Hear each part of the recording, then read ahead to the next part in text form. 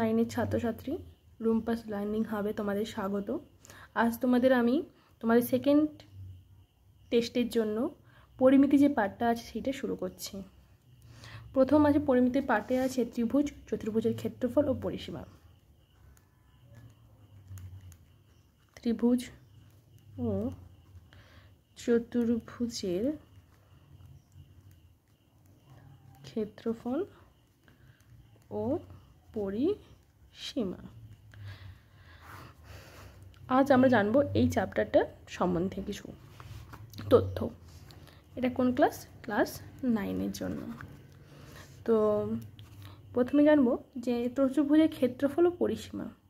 পরিসীমা কি আর ক্ষেত্রফল কি আমরা জানবো। ধরো এই একটি জমি আছে, এইটি একটি জমি। এই জমির চারধার তুমি দড়ি দিয়ে মাপলে, যে মাপটা তুমি পাবে চারধার দড়ি দিয়ে মাপলে, সেই চারধার দড়ি দিয়ে মাপার মাপটি হচ্ছে তোমার পরিসীমা। আর এই জমির ভিতরে যতটা অংশ আছে পুরো ভিতরের অংশটাকে বলা হচ্ছে নিয়ে আমার ক্ষেত্রফল।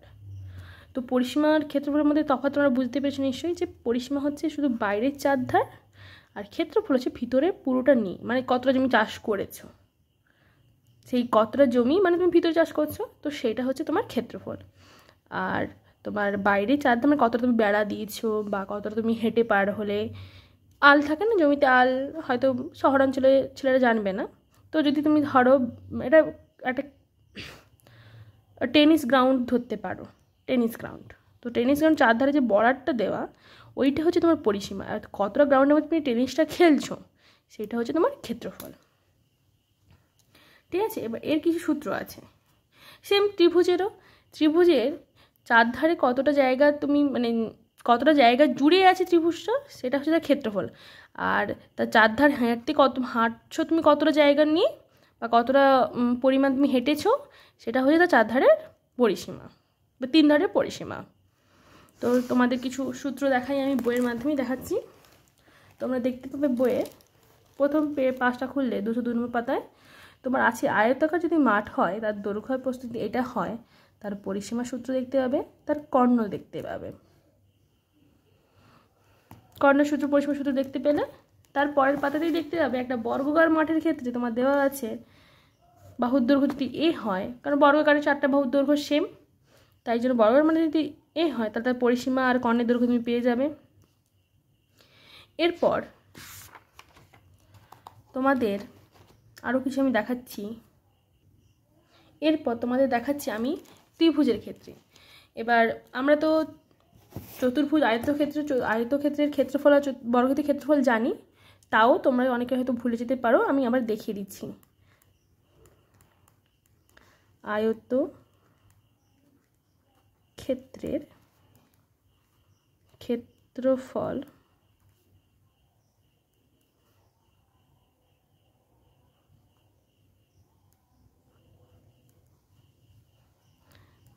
এবি মানে দৈর্ঘ্য ইন্টু প্রস্থ। আর এইখানে কিন্তু বর্গ একক দেওয়াটা কোনো মতেই ভুলবে না। বর্গ একক মানে ধরো দৈর্ঘ্য বা প্রস্থ দেওয়া আছে সেমিতে, দুজনেই একই রাতে দেওয়া থাকা উচিত, নাহলে আরেকটাকে চেঞ্জ করতে হয়।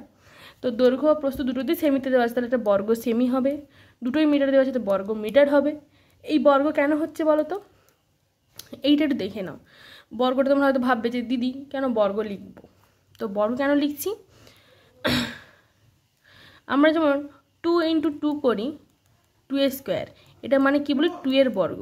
এখানে সেমি ইন্টু সেমি হচ্ছে, তাই সেমি স্কোয়ার মানে সেমির বর্গ, ওই জন্য বর্গ সেমি করেছি। জিনিসটা বুঝতে পারলে কেন হলো। কিন্তু যদি তুমি ইংলিশে দেখো এটা কিন্তু লেখাই থাকে, যে কোনো একক যদি সেমি হয় তাহলে সেমি স্কোয়ারই লেখা থাকে। জিনিসটা এইরকম। আর বর্গ ক্ষেত্রের ক্ষেত্রফল হচ্ছে বাহু স্কোয়ার। এখানেও কিন্তু বর্গ একক দেওয়াটা ভুলবে না, বুঝতে পারলে। এবার আসছি আমরা সমকোণী ত্রিভুজের ক্ষেত্রে। তো আমরা এখানে ত্রিভুজেরও ক্ষেত্রফল পরিসীমা তো তোমরা বুঝতে পারছো, 3টে বাহু যোগ করে দিলে আমি পরিসীমা, এই যে কোনো 3টে বাহু যোগ করে দিলে আমি পরিসীমা পেয়ে যাব। কিন্তু মানে ত্রিভুজের পরিসীমা তখন হবে কি,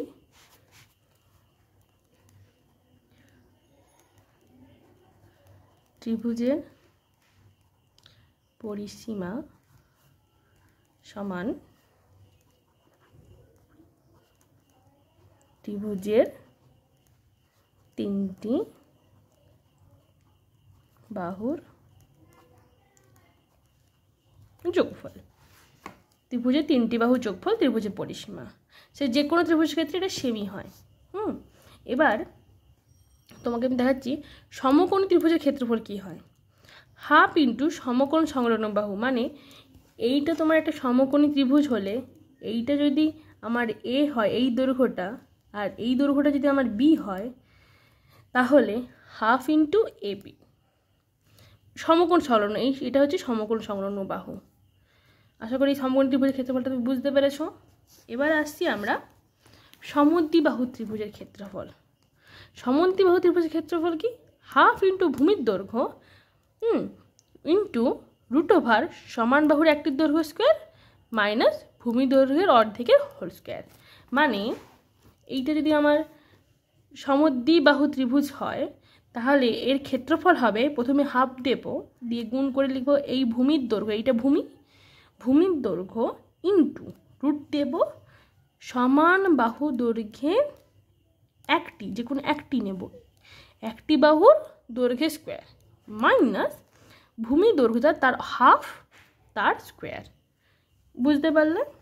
এটা সমদ্বিবাহু ত্রিভুজের ক্ষেত্রে। এবার আসবো আমরা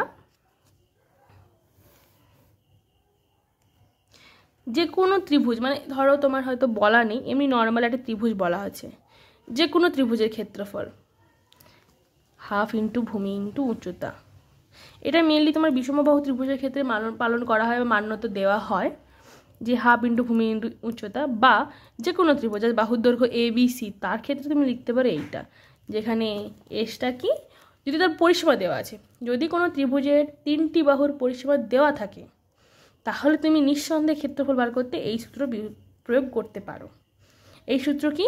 √ তাদের অর্ধ পরিসীমা ইন্টু অর্ধ পরিসীমা মাইনাস এ ইন্টু অর্ধ পরিসীমা মাইনাস বি অর্ধ পরিসীমা মাইনাস সি ইন্টু, মানে যতগুলো বাহু আছে অর্ধ পরিসীমা সবকে বিয়োগ করতে হবে, ইন্টু অর্ধ পরিসীমা করতে হবে।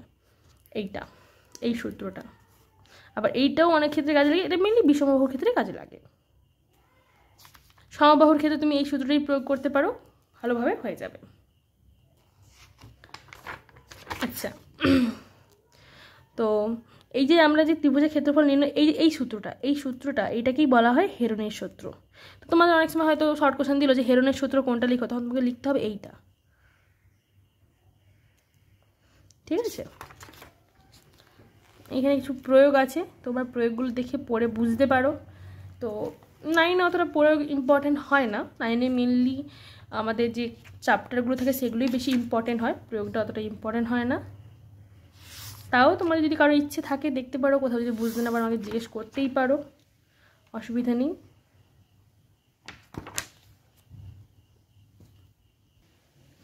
এবার আমরা দেখো, আমরা তো চতুর্ভুজে শুধু বর্গক্ষেত্র আয়তক্ষেত্র পড়ে, চতুর্ভুজ শুধু বর্গক্ষেত্র আয়তক্ষেত্র পড়ে না, রম্বস পড়ে, সামান্তরিক পড়ে, ট্রাপোজিয়াম পড়ে, অনেক কিছু পড়ে। তো এবার আমরা দেখব ট্রাপোজিয়ামের ক্ষেত্রফল কেমন হয়। ট্রাপোজিয়াম কীরকম দেখতে হয়? ট্রাপোজিয়াম দেখতে হয় তোমার এইরকম, এইটা ট্রাপোজিয়াম। তার ট্রাপোজিয়ামের ক্ষেত্রফল কি হবে? হাফ ইন্টু ট্রাপোজিয়ামের সমান্তরাল বাহুদ্বয়ের সমষ্টি, মানে এই দুটোর, মানে এইটার এইটা বাহুদ্বয়ের, এইটা ট্রাপোজিয়াম, তাহলে এই বাহুটা এবারে সমান্তরাল, তাহলে হাফ ইন্টু এই দুটো বাহুর যোগফল ইন্টু এদের মধ্যের যে লম্ব দূরত্ব, লম্ব দৈর্ঘ্য, মানে 90 ডিগ্রি অ্যাঙ্গেলে কোনো রাশি যদি আমি রেখা টানি, তাহলে তার যে দৈর্ঘ্যটা হবে সেটা ইন্টু করতে হবে। এটা তুমি এই দিকেও করতে দেখতে পারো। এটা ট্রাপোজিয়ামের ক্ষেত্রফল সূত্র। এবার হচ্ছে আমরা দেখব রম্বসের সূত্র। রম্বস কি বলেছে? হাফ ইন্টু রম্বসের কর্ণদের দৈর্ঘ্যের গুণফল, মানে রম্বস যেটা কর্ণের দুটো দৈর্ঘ্য হবে তার গুণফল করলে আমি রম্বসের ক্ষেত্রফলটা পেয়ে যাব। আশা করি তোমরা বুঝতে পেরেছো। এবার আমাদের অঙ্ক শুরু করতে হবে। আপাতত তোমরা সমস্ত সূত্র ভালো করে মুখস্থ করো। এই সূত্রগুলো মানে মুখস্থ মানে তোমরা বুঝে বুঝে পড়ো, তাহলে, বা বারবার আমার ভিডিও দেখে ভালো করে দেখো, সূত্র তোমাদের মনে হলে তারপরে আমরা অঙ্ক করানো পরের ক্লাস থেকে শুরু করব। তোমরা ভালো করে ভিডিও দেখো, ভালো করে করো, কোথাও বুঝতে না পারলে আমাকে মেসেজ করবে, আমাকে কমেন্ট করবে। আর ভিডিও যদি ভালো লেগে থাকে তাহলে একটা লাইক দেবে, কমেন্ট করবে, আর একটু পারলে তোমার বন্ধুদের মধ্যে শেয়ার করে দেবে, আর পারলে চ্যানেলটা সাবস্ক্রাইব করে দিও। Thanks for watching.